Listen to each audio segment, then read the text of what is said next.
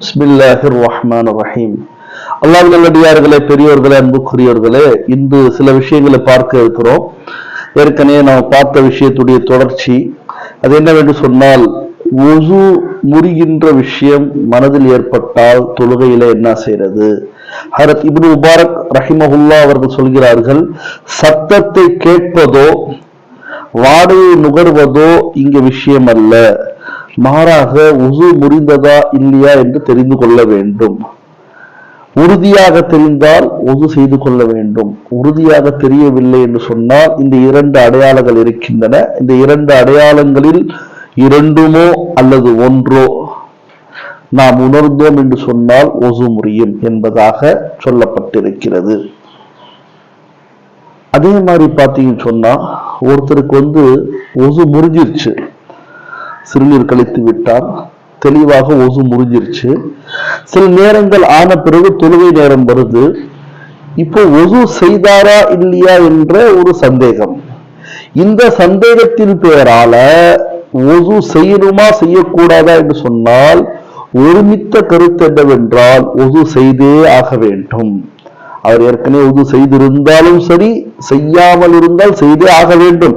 செய்திருந்தாலும் சந்தேகம் ஏற்பட்டு விட்டால் ஒருமித்த கருத்தாக உலமா பெருந்தவர்கள் சொல்கிறார்கள், உது செய்தே ஆக வேண்டும்.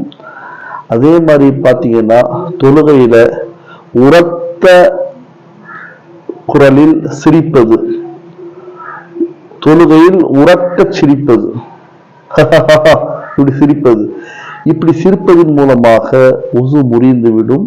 எனவே உது செய்து கொண்டு அந்த தொழுகையை தொடரலாம் என்பது ஹனபி மத்ஹபினுடைய சட்டமாக இருக்கிறது. அதே போன்று சில விஷயங்களை நாம் பார்க்க இருக்கின்றோம். அது என்னவென்று சொன்னால், அல்லாஹுடைய ரசூலுடைய ஹதீஸ் இருக்கிறது, லா யக்பலுல்லாஹு ஸலாத்தன் இல்லா பிதுஹூரின் பிகைரி துஹூரின். இந்த மாதிரி கருத்துள்ள பல ஹதீஸ் இருக்குது. லா யக்பலுல்லாஹு ஸலாத்தன் இல்லா பிதுஹூரின், ஒது இல்லாமல் தொழுகை ஏற்றுக்கொள்ளப்படாது.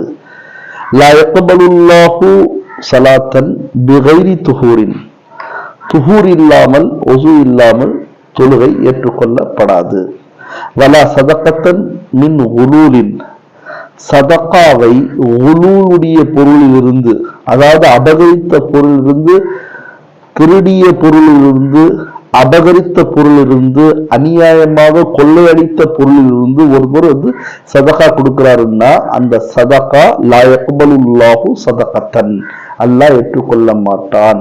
ரவாஹுல் ஜமாஅத்து இல்லா புகாரி, புகாரியை தவிர ஒரு பெரிய ஜமாத்தே இந்த ஹதீஸை ரிவாயத்து செய்கிறது. குறிப்பாக முஸ்லிம், திர்மிதி, அபூ தாவூத், நஸஈ, இப்னு மாஜா. அதே மாதிரி பார்த்தீங்கன்னு சொன்னா, உம்ரா செய்யறவங்க, ஹஜ் செய்யறவங்க தவாஃப் செய்வாங்க. தவாஃபுக்கு உது தேவையான்னு கேட்டா அத்தவாஃபு ஸலாத்துன், தவாஃபும் தொழுகையை போன்றுதான். ஹஜ்ரத் அப்துல்லா இப்னு அப்பாஸ் ரலியல்லாஹு தஆலா அன்ஹுமா அவர்கள் ரிவாயத் செய்கிறார்கள், தவாஃபும் அத்தவாஃபு ஸலாத்துன், தவாஃப் அத்தவாஃபு கஸ்ஸலாத்தி, தொழுகையை போன்றுதான் தவாஃப். ஆனால் இல்லா அன்னல்லாஹ அஸ்ஸ வஜல், ஆனால் நிச்சயமாக அல்லாஹு தஆலா அஹல்ல ஃபீஹில் கலாம, பேசுறத ஹலாலாக்கியிருக்கான். தவாஃப் நேரத்துல தேவைப்பட்டா பேசிக்கலாம். ஃபமன் தக்கல்லம, யாராவது பேச விரும்பினால், ஃபலா யதக்கல்லமு இல்லா பிகைரின். அழகான ஹதீஸ் பாருங்க, நல்லதை தவிர வேற எதுவும் பேசாதீங்க.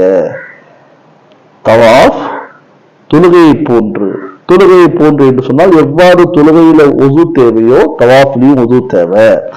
ஆனால் பேசுறது அல்லாஹ் ஹலாலாக்கியிருக்கான்.